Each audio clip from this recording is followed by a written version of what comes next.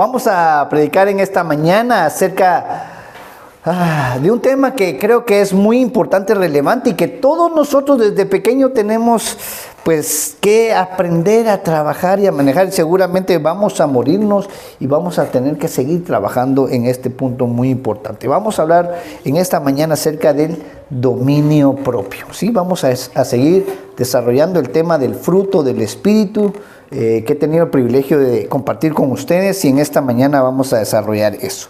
Vamos a leer entonces la segunda carta a Timoteo, capítulo 1, versículo 7. Segunda carta a Timoteo, capítulo 1, versículo 7. Seguramente muchos de ustedes ya han oído mencionar, han oído muchas veces este versículo, probablemente algunos de ustedes lo han memorizado, pero vamos a tratar de analizar qué es lo que la Biblia habla acerca del dominio propio y por qué es tan importante que lo entendamos. Dice Pablo ahí a Timoteo, dice en el versículo 7, porque no nos ha dado Dios espíritu de cobardía, sino al contrario, un espíritu de poder, de amor y de dominio propio, que es lo que vamos a estar tratando en esta mañana. Pongamos en las manos del Señor esta enseñanza y que Él pueda hablar a nuestra mente y a nuestro corazón.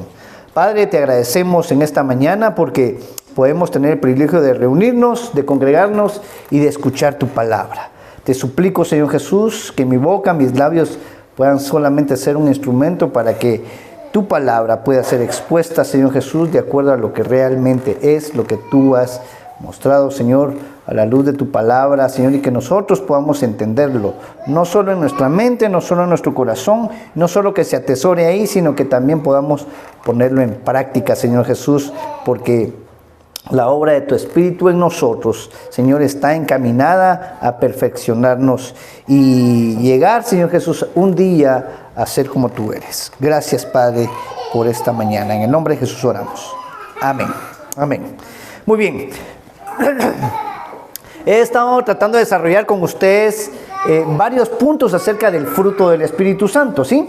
¿Se acuerdan ustedes que Dani magistralmente el viernes nos estuvo compartiendo algunas cuestiones muy importantes acerca de la carne, del Espíritu? Por ahí hizo el ejercicio de a ver quién de ustedes puede repetir de memoria cuáles son los frutos del Espíritu. ¿Se acuerdan que hicimos ese ejercicio por ahí? Y es bueno que lo aprendamos. Ahora, quiero en esta mañana poder sumar a lo que Dani había empezado a hablar el viernes y que lo que hemos venido hablando en cuanto al tema de la disciplina, porque tiene mucho que ver con el dominio propio. El tema de disciplinarnos a nosotros mismos, el entender nosotros que debemos sí o sí tener una disciplina personal y, en otras palabras, tener dominio propio, ¿no? Voy a compartir con ustedes ahí lo que Pablo dice en Gálatas. ¿Se acuerdan de las obras de la carne, las obras del Espíritu? Y lo que Pablo está tratando de exponer en esta situación es que trata de amonestar a los creyentes en que entendamos que aunque seamos cristianos, todavía nosotros tenemos una lucha contra nuestra vieja naturaleza. ¿Cuántos de ustedes dicen amén? ¿Verdad que sí?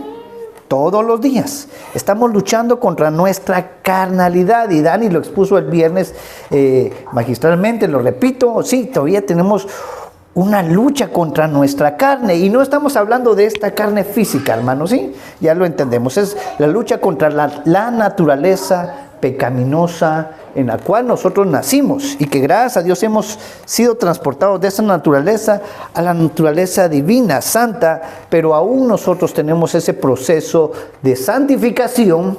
Todavía nosotros estamos caminando en ese proceso en el cual todos los días tenemos que luchar.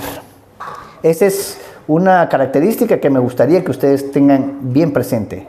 Es una lucha, hermanos, todos los días, ¿sí? No es una cuestión, no es un jueguito, es una lucha constante contra nuestra propia carne, contra nuestra propia naturaleza. Entonces, ahí Pablo en Gálatas, lo voy a ver más adelante, hace un contraste entre la carne y el espíritu, los frutos de la carne, los frutos del espíritu, ¿se acuerdan? Y regularmente nosotros buscamos los dones del espíritu, ¿sí? Aquello que se mira, aquello que se nota, aquello que vuelve famoso a una persona. ¿Quién tiene los dones del espíritu? Pero muy poco buscamos, hay muy poca inclinación acerca del fruto del espíritu, porque eso es demandante, ¿no? Queremos estar en las plataformas, tener todos los dones, pero los frutos a veces no queremos hablar de ellos porque es una demanda a nuestra propia vida. Ahora, ya tenemos claro ahí en Gálatas, lo vamos a ver ahorita, que el listado de esas obras de la carne, la práctica de estas cuestiones van a causar que una persona no heredará el reino de los cielos. Entonces hay un elemento de carne aún en nuestra vida que tiene que estar bajo el escrutinio constante de la palabra de Dios, bajo la disciplina constante del Espíritu Santo. Porque tengamos claro algo, hermanos, lo que se cultiva es lo que se cosecha. ¿Sí? ¿Sí? No se puede no cultivar y esperar frutos. Entonces lo que vamos a ir viendo ahora es una disciplina, o sea, una labor, una obra que nosotros debemos hacer en cuanto al tema del dominio propio. No todos tenemos dones y hay dones diferentes. Yo volteo a ver y cada uno de ustedes, hermanos, tiene un don diferente. Dios le ha dotado de cosas diferentes. No todos somos iguales, pero a todos sí se nos va a exigir el fruto del Espíritu. El fruto del Espíritu se demanda de todos. Amén. ¿Queda claro eso? Amén. Ahora entonces sí, dominio propio, disciplina personal. Y quisiera empezar a hablar y que viéramos un poquito ahí en Hebreos capítulo 12, versículos 5 al 11. Porque el sinónimo de dominio propio es disciplina, hermanos. ¿Sí? El disciplinarnos a nosotros mismos, el dominarnos a nosotros mismos tiene mucho que ver. Y el escritor de Hebreos, ahí en el capítulo 12, versículos 5 al 11, dice lo siguiente: y habéis ya olvidado la exhortación que como a hijos se os dirige diciendo: hijo mío, no menosprecies, ¿qué cosa? La disciplina del Señor, ni desmayes cuando eres reprendido por Él, porque el Señor al que ama disciplina y azota a todo aquel que recibe por hijo. Si soportáis la disciplina, Dios os trata como a hijos, porque ¿qué hijo es aquel a quien el Padre no disciplina? Pero si se os deja sin disciplina, de la cual todos han sido participantes, entonces sois bastardos y no hijos. Por otra parte, tuvimos a nuestros padres terrenales que nos disciplinaban y los venerábamos. ¿Por qué no obedeceremos mucho mejor al Padre de los Espíritus y viviremos? Y aquellos ciertamente por pocos días nos disciplinaban, como a ellos les parecía, pero o sea Dios, para lo que nos es provechoso, para que participemos de su santidad. Es verdad que ninguna disciplina al presente parece ser causa de gozo, sino de tristeza, pero después da fruto apacible de justicia a los que en ella han sido ejercitados. ¿Sí? El crecimiento en la santidad personal, hermanos, está determinado en gran medida por nuestro progreso en cuanto a la autodisciplina. ¿Sí? Sin esta disciplina fundamental no puede haber avance en la gracia. Antes que se puedan administrar otras disciplinas, ya sea en el hogar, antes de que logremos desarrollar o disciplinar temas como el hogar, los negocios, la iglesia, es tan importante que nosotros consideremos que primero debemos de atender nuestra autodisciplina. ¿sí? Recuérdense algunas características importantes. Si una persona no gobierna bien su casa, ¿cómo puede gobernar la casa del Señor? Las características en el reino de Dios, en lo que nosotros hemos estado aprendiendo y desarrollando, es que todo viene de lo interno a lo externo, es de lo interior a lo exterior, hermanos. Lo que el ojo ve a veces es lo que está afuera, lo que se aplaude hoy es lo que se ve, lo bonito, y lo que se juzga hoy es simplemente lo de afuera. Y cuando nosotros venimos hoy desde la perspectiva bíblica, desde la perspectiva del reino, a tratar de juzgar lo interno de una persona, hoy se nos critica. ¿A qué me refiero? Ustedes se dan cuenta, voy a mencionar esto en términos de ejercicios políticos partidistas. ¿Qué es lo que regularmente hoy buscamos? Que una persona esté bien calificada. ¿Y qué significa eso? Pues que tenga todos los títulos, los estudios, y no estamos diciendo que no los deba de tener. Pero cuando observamos la vida íntima de los candidatos o de las personas, ¿cuál es lo primero que se dice hoy? Mi vida personal es mi vida personal. Ahí no deberían de meterse. ¿Me entienden? Con que yo tenga buenos títulos y todo lo demás es suficiente. Con que tenga la capacidad para esto es suficiente. Y nosotros decimos, no, la vida interna también es muy importante, porque es la fuente de donde se van a originar todas las demás cosas. Por eso el tema de que una persona que sabe autodisciplinarse va a ser mucho más efectiva a la hora de disciplinar otras áreas, como el hogar, como la iglesia, como los negocios, como el gobierno. Entonces esto es muy importante que lo entendamos. Que no se va a poder administrar otras disciplinas si alguien no sabe autogobernarse, autodisciplinarse, si no aprende a tener dominio propio. Bien lo dice el proverbista, que aquel que domina, el que tiene autodominio, el que sabe autogobernarse es mejor que aquel que ha conquistado una nación. ¿Cuáles son los errores de muchos imperios? ¿Por qué han caído? Porque el tirano o el emperador son personas que caen a sus propias pasiones y deseos y terminan gobernando de acuerdo a sus propios intereses, obviamente pecaminosos, a sus deseos carnales. Y podemos estudiarlo en la historia. Cuánto emperador ha caído a sus propios deseos y no logra gobernar una nación porque no sabe ni siquiera autogobernarse. Ahora, vamos a ser claros y dejar algo bien importante. Si no hay disciplina, hermanos, entonces no hay discipulado, y eso tiene que quedarse bien claro en nuestra mente. ¿Cómo así? Si no hay disciplina en nosotros, no va a haber ese proceso discipulador en nosotros, de crecimiento del proceso de santidad.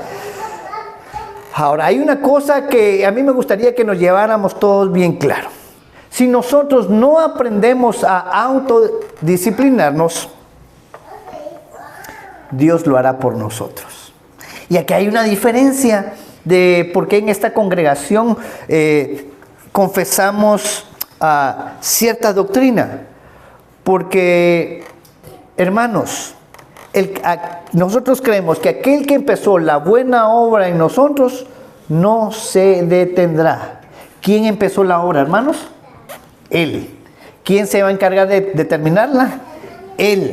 ¿Sí? Y esa es una garantía que nosotros debemos de tener. ¿Sí? Puede ser en algún momento alegre, estar confiados en que Él empezó la obra y Él la va a terminar. Pero eso también a nosotros nos debe llamar la atención, porque Él sí o sí hará su obra. Es mejor entonces que nosotros vayamos aprendiendo como buenos hijos, entendidos, y aprendamos a autodisciplinarnos, porque si no lo aprendemos a hacer, Él lo hará. Y probablemente ahí nos duela un poquito. Por eso es que el escritor de Hebreos, repito lo que acabamos de leer, es verdad que ninguna disciplina al presente parece ser causa de gozo, pero al final va a dar fruto apacible de justicia a los que en ella han sido ejercitados. O sea que, hermanos, esto es una labor que hay que ejercitar todos los días. ¿Sí? Ok.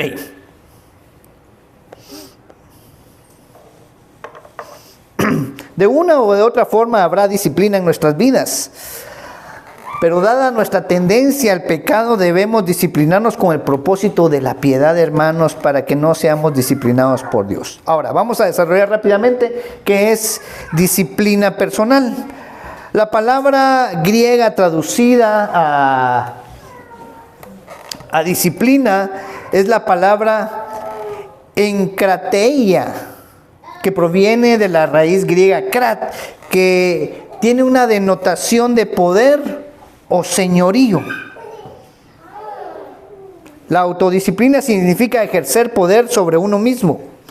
Es la capacidad de mantener a uno mismo bajo control. La palabra indica autodominio sobre los deseos, pensamientos, acciones y palabras internas. Es el control que un creyente debe ejercer sobre su propia vida.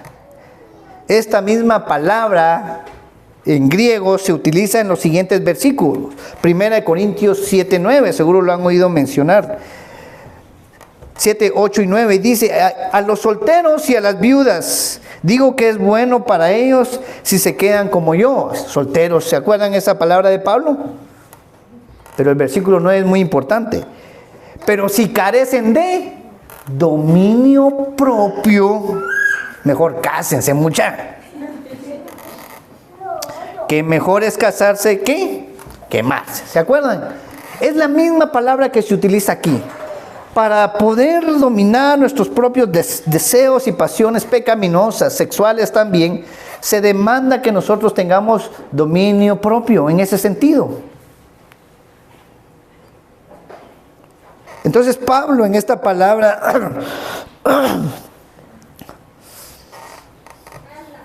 la utiliza Pablo para indicar que el dominio propio es lo que uno debe demostrar sobre los deseos pecaminosos, sexuales, ilícitos. De la misma manera, los ancianos que desean un obispado en la congregación, toda aquella persona que desea liderazgo, Pablo demanda exactamente la misma palabra, utiliza el mismo vocablo para el consejo que le da a aquellos que desean gobernar, para aquellos que desean un puesto de liderazgo, para aquellos que desean ser obispos.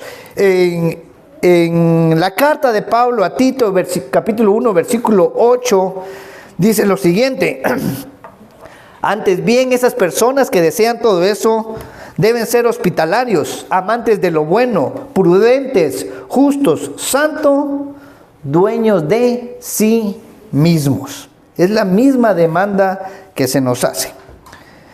Así que lo opuesto a la autodisciplina, hermanos, es una vida autoindulgente que produce únicamente obras de la carne. Ahora, pregunto, hermanos, esto que acabo de mencionar, por lo menos hasta hoy, ¿es nuevo para ustedes? No. Ya lo hemos sabido. Lo tenemos claro, ¿sí? Ahora, la pregunta seria viene: ¿cuántos nos sabemos dominar a nosotros mismos? ¿Cuántos caemos a nuestros deseos pecaminosos? Tal vez no sexuales, no de fornicación, no de eso.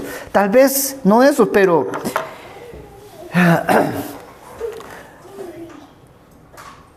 el gran Agustín de Hipona, en uno de los tantos escritos, el gran teólogo, catalogado por muchos como el teólogo más importante del primer siglo de la historia de la iglesia, en su libro de las Confesiones de Agustín, es un libro donde él empieza a confesar la pecaminosidad de su vida y de sus actos. Y se entiende que él cometió varios errores, se conoce que él, antes de venir al Señor y de convertirse, él cometió un montón de pecados ilícitos, sexuales, estaba encaminado en una vida promiscua, tuvo hijos por todos lados. Y en una de estas tantas confesiones en estos libros, él pone una declaración que llama la atención, porque él dice, después de dar varios listados de pecados que cometió, él al final de sus días dice también: me arrepiento y quiero hacer y llamar la atención por un pecado que cometí de adolescente. Y él da esta anécdota y dice: lo que pasa es que cuando era adolescente, con un grupo de muchachos adolescentes, nos metimos al terreno de un vecino y encontramos un árbol de peras. ¿Y cuál fue el error y por cuál él, muchos años después, está totalmente arrepentido? Dice él: entre todos los muchachos y yo dejamos pelón el árbol de peras. Nos robamos todas las peras. Gracias.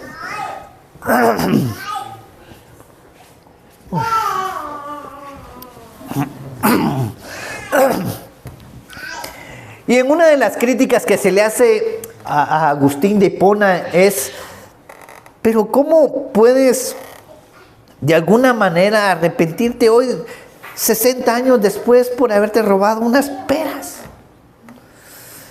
Y Agustín desarrolla esto, dice: yo puedo de alguna... porque él habla de eso y dice: yo puedo entender que una persona pueda estar inclinado a cometer una inmoralidad sexual, porque el deseo, la lucha, la pasión pecaminosa en la carne es fuerte.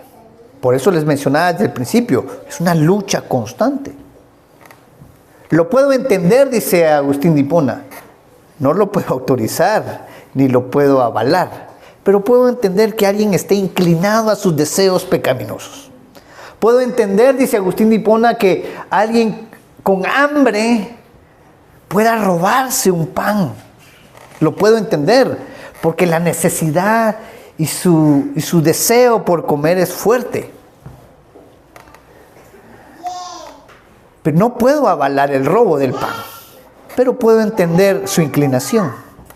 Y él se pregunta y él dice: pero ¿qué pasa con este acto que cometí hace muchos años de robarme unas peras?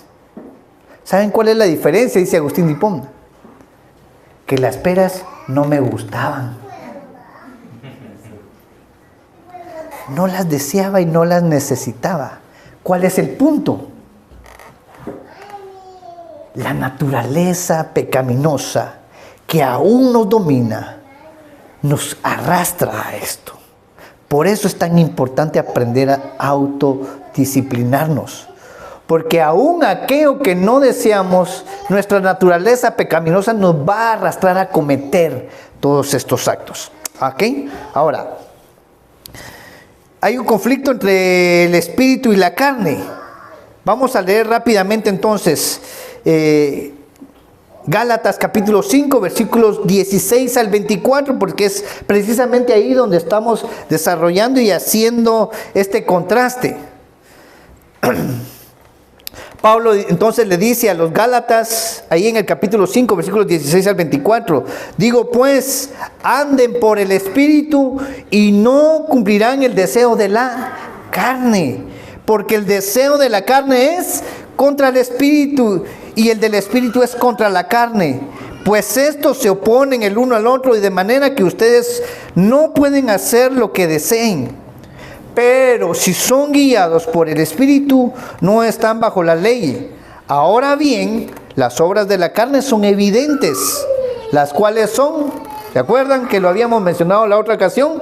Inmoralidad, impureza, sensualidad, idolatría, hechicería, enemistades, pleitos, celos, enojos, rivalidades, disensiones, herejías, envidias, borracheras, orgías y cosas semejantes, contra las cuales les advierto, dice Pablo, como ya se los he dicho antes, que los que practican tales cosas no heredarán el reino de Dios. Ahora veamos el contraste con el fruto del Espíritu y la conducta cristiana. Dice en el versículo 22, pero el fruto del Espíritu es amor, gozo, paz, paciencia, benignidad, bondad, fe, fidelidad, mansedumbre y dominio propio. En otras versiones dice templanza. Un hombre que sabe autogobernarse, autodisciplinarse, que tiene dominio propio. Y Pablo dice, contra tales cosas no hay ley. Pues los que son de Cristo han crucificado la carne con sus pasiones y deseos. Vean, hermanos, que aquí hay algo muy importante. Los que son de Cristo, ¿qué han hecho? Dice Pablo al final de esto. Han crucificado la carne con sus pasiones y deseos. ¿Sí? Ahora, la pregunta es, hermanos, ¿usted y yo somos de Cristo? Amén. Entonces nosotros entramos en esa categoría. Que los que somos de Cristo ya hemos crucificado la carne con nuestras pasiones y deseos. Sí. Entonces, hermanos, crean, no tenemos excusa. ¿Han entendido? Y a lo que quiero llevarles hoy, hermanos, es que nosotros como cristianos, como hijos de Dios, tenemos una diferencia terrible a toda aquella persona que no ha venido a la luz del Evangelio, que no ha venido a los pies de Cristo. Hay una diferencia. ¿Por qué a nosotros se nos va a demandar una conducta? ¿Por qué a nosotros se nos va a exigir el fruto del Espíritu Santo? Y aquí yo quiero que usted se vaya hoy con una tranquilidad también. Porque usted puede decir, híjole, y el Señor me va a pedir, ¿y ahora qué hago? Y veo que... Yo quiero terminar esta enseñanza en los minutos que me quedan, para que usted se vaya con una certeza en esta mañana. Y vaya con una convicción. Y la voy a desarrollar ahora más adelante. Cualquier falta de autocontrol resultará inevitable en actos pecaminosos. Pero donde existe el autodominio, hermanos, hay una fuerte resistencia a los apetitos sensuales y a las elecciones pecaminosas. El autogobierno lleva cautivo todo pensamiento, toda palabra y toda obra a la obediencia de Cristo. Pablo nos lo enseña también ahí en 2 de Corintios capítulo 10 versículo 5. ¿Y qué dice? Destruyendo especulaciones y todo razonamiento altivo que se levanta contra el conocimiento de Dios y poniendo todo pensamiento en cautiverio a la obediencia a Cristo. Cuando aprendemos a autogobernarnos, hermanos, incluso nuestros pensamientos, la obra que hacemos va a venir a obediencia a Cristo. Cualquier avance que nosotros deseemos, hermanos, en nuestra vida de santidad. Porque le pregunto, hermanos, ¿desea usted cada día ser más santo? ¿Sí? Usted sabe que así como está, algunas veces usted se ha hecho una autoevaluación y dice, como diría Pablo, miserable de mí, que lo que quiero hacer no hago eso, sino que lo que no quiero hacer, eso hago. ¿Se ha dado cuenta? Cualquier avance en nuestra vida de santidad, hermanos, va a exigir dominio propio, autogobierno, autocontrol, autodisciplina. Ahora voy a desarrollar rápidamente lo que no es autodisciplina. ¿Por qué? Porque probablemente algunos de ustedes están empezando a pensar, ¿cómo puedo autodisciplinarme? ¿Y cuál es la idea de todo esto? Porque hemos escuchado nosotros todos los días, viendo en las redes sociales, algún personaje por ahí que empieza a hablarnos acerca de esto. Y el tema no es tan extraño a nosotros. Seguramente ustedes han oído por ahí a personas motivadoras, ¿no? De diferentes programas. Vamos, dale, incluso para hacer ejercicios. ¿Sí? ¿Cuántos de ustedes se han metido a un programa de ejercicios porque vieron un video por ahí en las redes sociales y dicen, sí, ahora sí, voy a hacer? Y empezamos con todas esas dinámicas, ¿no? ¿Cuántos de ustedes han visto videos de desarrollo personal? ¿Hay? ¿Sí? Hay cantidad de gente motivadora, ¿sí? ¿Cuántos de nosotros vemos gente motivadora diciéndote, este año va a ser y puedes hacer negocios y vas a... Y todos nosotros vemos y estamos de alguna manera lidiando con todo eso para poder superar nuestros errores, nuestros problemas, nuestra situación. Ahora, para poder entender la autodisciplina desde la perspectiva bíblica debemos entender lo que no es la autodisciplina desde la perspectiva bíblica. ¿Qué no es? Hay dos puntos de vista erróneos de la vida cristiana. Y voy a mencionar esto que en otras ocasiones se han mencionado. El famoso pelagianismo y el famoso semipelagianismo. ¿Lo han oído mencionar en esta congregación? Ok, para los que no lo han oído mencionar, obviamente no lo voy a poder desarrollar. Pero voy a intentar dar una pequeña aclaración acerca de esto. La doctrina pelagiana o la doctrina semipelagiana acerca de lo que nosotros somos y de la salvación distorsiona la verdad acerca de la autodisciplina. Y voy a hablar número uno del pelagianismo. En el siglo IV, un monje británico llamado Pelagio, allá por el 354 después de Cristo, enseñó un error fatal de que el hombre por sí mismo tiene la capacidad inherente de salvarse y santificarse a sí mismo. Dice Pelagio que por la pura fuerza de la voluntad una persona se afirma y es capaz de cumplir la voluntad divina simplemente por su propia voluntad. Con esto Pelagio negó el pecado original y la depravación total de la humanidad que nosotros hemos entendido. Dice Pelagio que el mero conocimiento de la ley divina, él insistió, es todo lo que se necesita. Por su propia voluntad el hombre puede disciplinarse mediante la autodeterminación. Era la postura de este monje británico llamado Pelagio. Ahora, Pelagio fue denunciado como un hereje por el concilio de Cartago por esta fatal enseñanza allá en el 418 después de Cristo. Sin embargo, trágicamente el pelagianismo, esa enseñanza permanece con nosotros hasta hoy en día. Hoy en día hay muchos que asumen erróneamente que simplemente pueden desear lo que quieran ser y de esa manera van a ser, solo con desear. Este mantra o este lema sin sentido se encuentra en los movimientos de autoayuda actual. Tú puedes, vamos, tú tienes el poder para hacerlo. Lamentablemente hasta Spider-Man tiene. Tú puedes, tú tienes el poder, ¿no?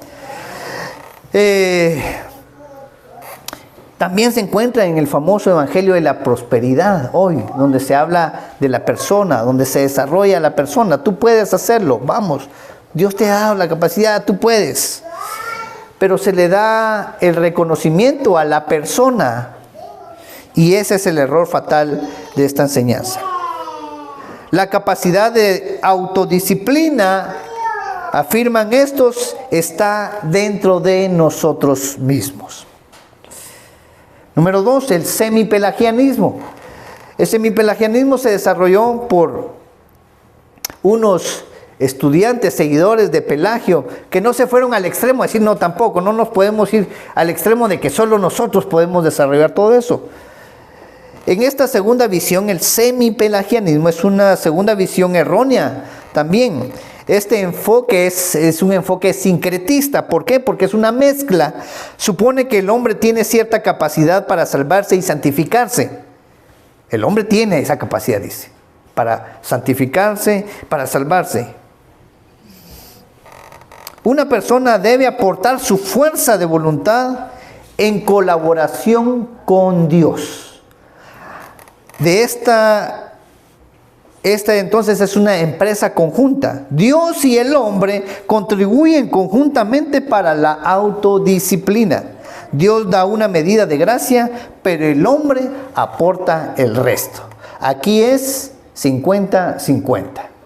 El famoso dicho, Dios ya hizo lo suyo, haga usted lo que le corresponde. ¿Sí? Porque aquí es chance de los dos, diría. Es trabajo de los dos. Este es el semipelagianismo. es solo medio cristiano, semi-cristiano. Esta posición comprometedora fue igualmente declarada herética por la Iglesia Occidental en el segundo concilio de Orange, allá en el año 529 después de Cristo. Sin embargo, trágicamente, este legado contaminado permanece hasta hoy, hermanos, se sigue dando en la teología arminiana, centrada en el hombre y los métodos pragmáticos de diferentes otras posturas, donde el hombre tiene que hacer algo para autodisciplinarse, para salvarse. Ahora, en esta congregación hemos entendido otra cosa, y aquí ya voy le dando sentido final a esta enseñanza, el enfoque bíblico.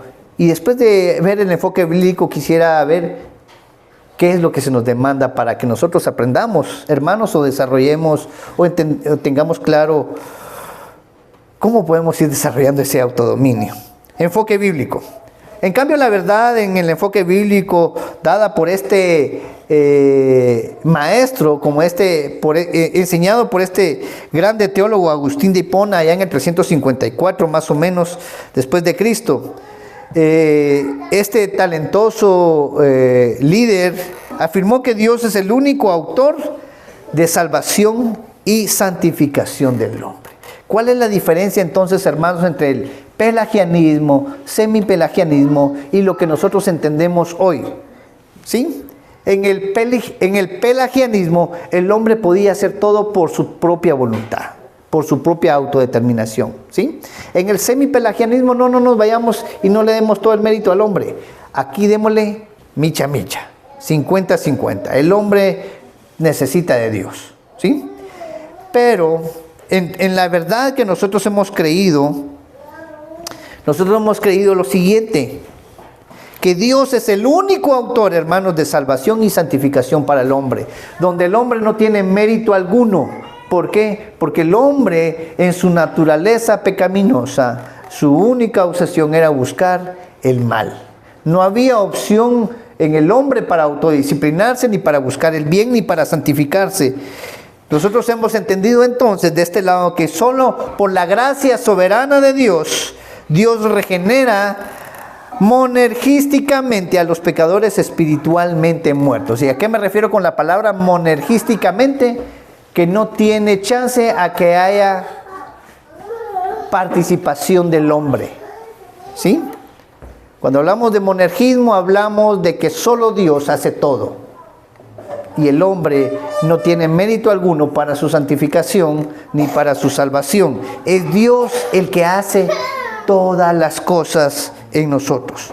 Todo cristiano es responsable de buscar la santidad, eso sí, pero Dios debe obrar dentro de nosotros para producir la santidad personal.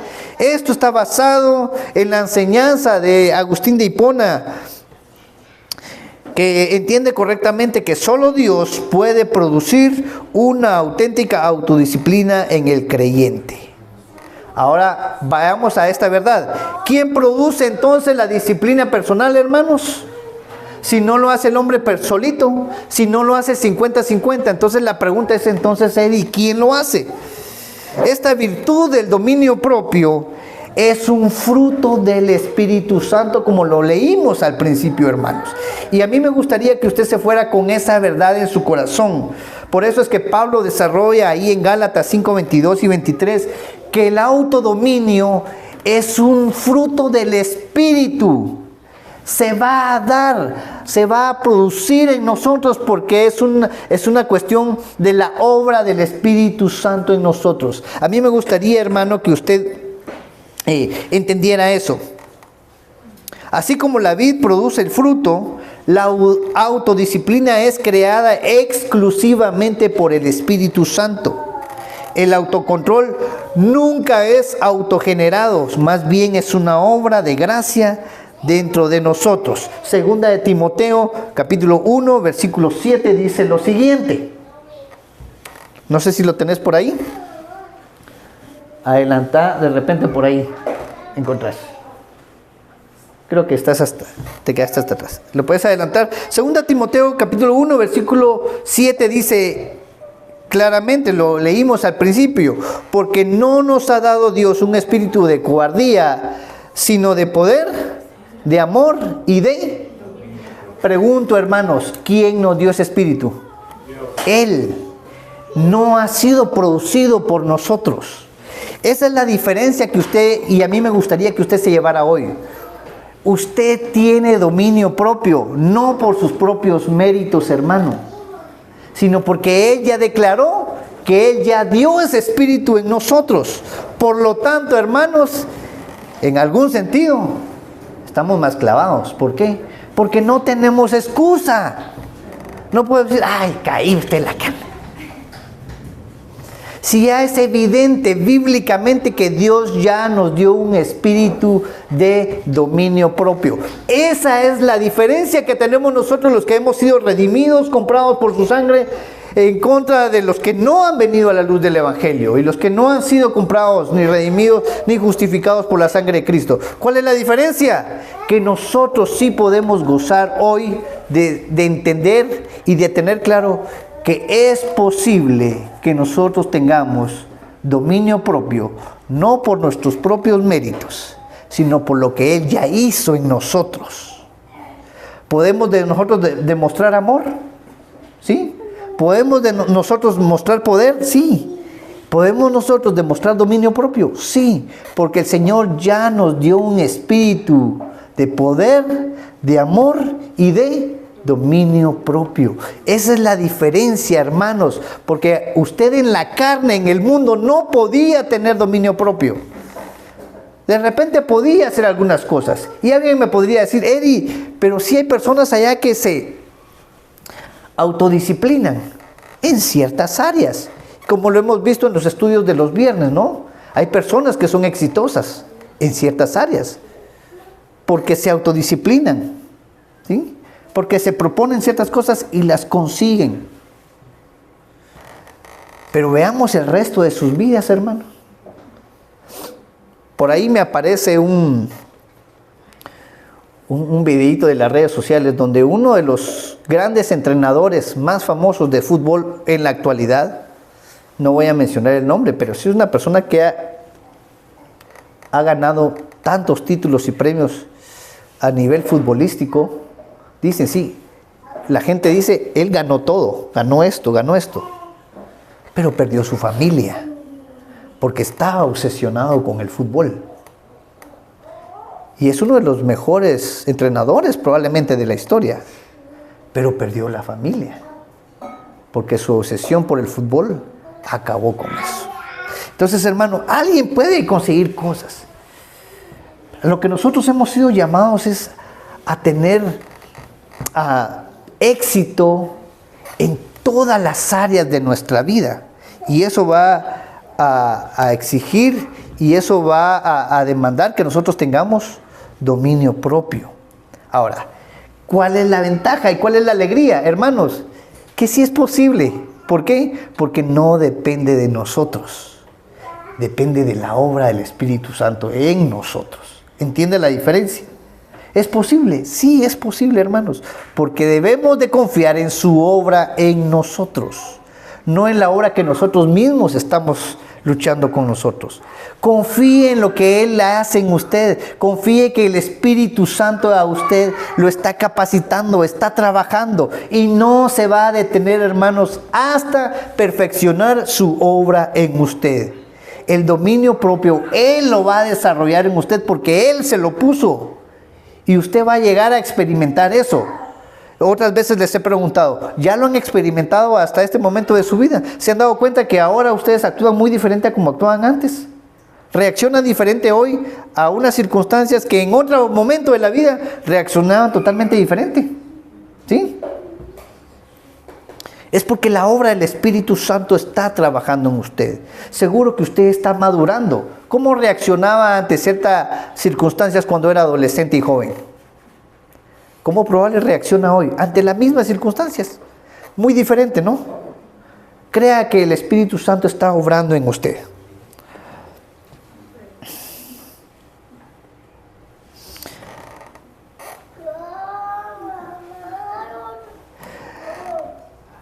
Ahora, ¿por qué esto es importante, hermanos? Porque Jesús mismo sostuvo y dijo, separados de mí, nada podéis hacer. Juan 15:5. En nuestra propia fuerza de voluntad no podemos hacer nada que agrade a Dios.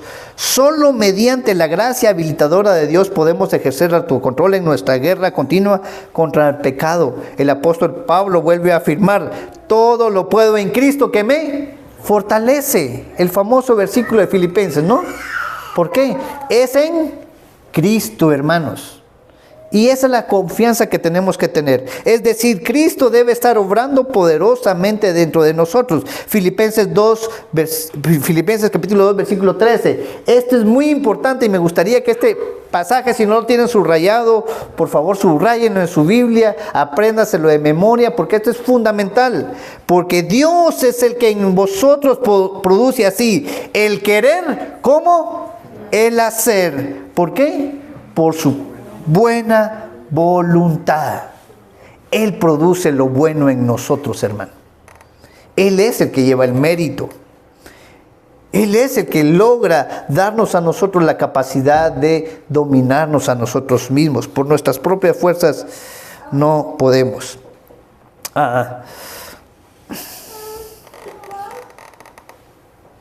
Quiero adelantarme por ahí. ¿Cómo luce la disciplina personal? Esta luce como aquel atleta.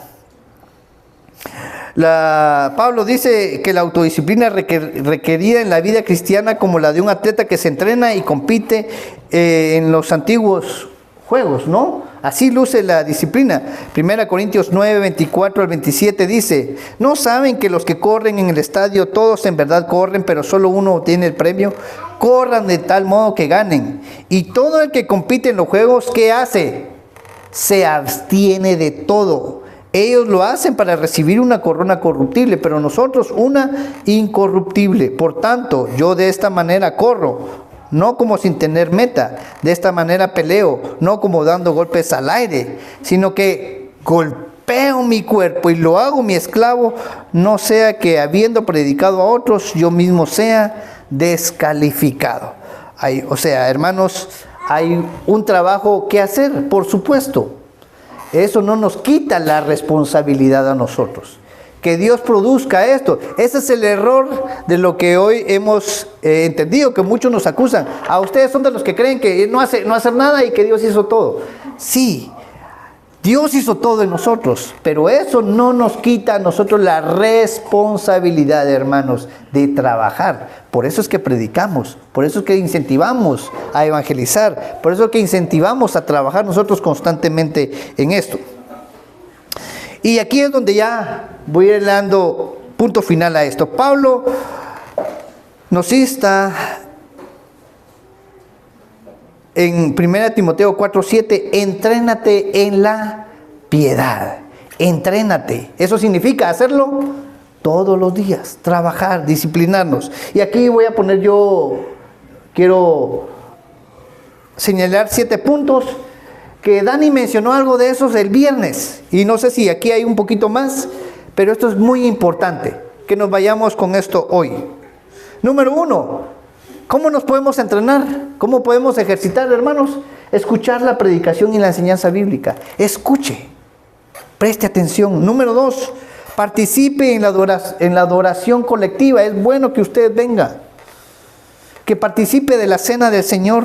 Que participe de la lectura de la palabra de Dios, de la Biblia. Que haga meditación de las Escrituras. Que ore constantemente. Y 2. Que venga a compañerismo con los hermanos de la fe. Estos son 7 puntos que son importantes que nosotros los practiquemos. Y yo creo que todos los que estamos acá lo hemos entendido y lo practicamos. Si usted hace eso, hermanos, crea que la obra del Espíritu Santo en usted va a ir haciendo su función y vamos a ir entendiendo qué es lo que nosotros debemos hacer. ¿Cuál es el precio? Hermanos, el precio es ejercitarnos en estas 7 cosas. ¿Qué aprendimos hoy entonces? Hagamos esto. Leamos la Biblia. Participemos con los hermanos. Participemos de la cena del Señor. Oremos constantemente. Esa es una manera en que vamos a ejercitarnos nosotros, así como se ejercita el atleta, es la manera en que nosotros vamos a ir autodisciplinándonos. Hay un precio que pagar, por supuesto. No sé si usted era como yo de niño, pero yo de niño me acuerdo que cuando había frío oraba, pero en la cama. Me volteaba, me ponía las chamarras arriba de la cama, a los 2 minutos seguía estando dormido. ¿Sí? Hay que aprender, hermanos. ¿Cuántos de nosotros hemos dejado de orar o nuestro tiempo de oración ha disminuido? ¿Cómo está el tiempo de la lectura de la palabra del Señor? ¿La hacemos constantemente todos los días? Eso sí, TikTok todos los días. Diría, si usted vive en Estados Unidos va a tener problemas con eso. Pero aquí, hermanos, seamos honestos, es importante que dejemos muchas cosas. Termino con esto. Los creyentes tienen libertad en Cristo para buscar lo que nos está... Los creyentes tienen la libertad en Cristo para buscar lo que no está prohibido en las Escrituras. Todo aquello que no está prohibido en las Escrituras, hermanos, usted tiene libertad de hacerlo. Ahora, lo que sí no podemos es darnos el lujo de que nada de esto se apodere de nosotros. La victoria siempre tiene un precio. La vida cristiana no es diferente. Esto requiere que ejerzamos autodisciplina en áreas como la comida, hermanos, la bebida, el sueño, el tiempo, el dinero. ¿Cómo estamos autogobernándonos con el tiempo? ¿Cuántos de nosotros perdemos tiempo? Y después de algunas horas en redes sociales decimos, hubiera hecho otra cosa, ¿no? El dinero, hermanos. La comida. Debemos ejercer dominio propio en el entretenimiento, hermanos, y la recreación en los que participamos. Debemos restringir nuestras libertades en todo aquello que nos impida ganar el premio. Si vamos a ejercer dominio propio, debemos ceder el control de nuestras vidas a Jesucristo. He aquí una paradoja de la vida cristiana. Debemos renunciar al control de nosotros mismos si queremos lograrlo. Esa es una paradoja en la vida cristiana. Debemos renunciar al control de nosotros mismos si queremos lograrlo.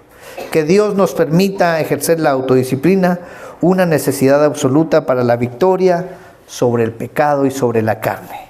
Recordemos que el que hace eso en nosotros es Dios mismo, por el Espíritu Santo. Pongámonos de pie.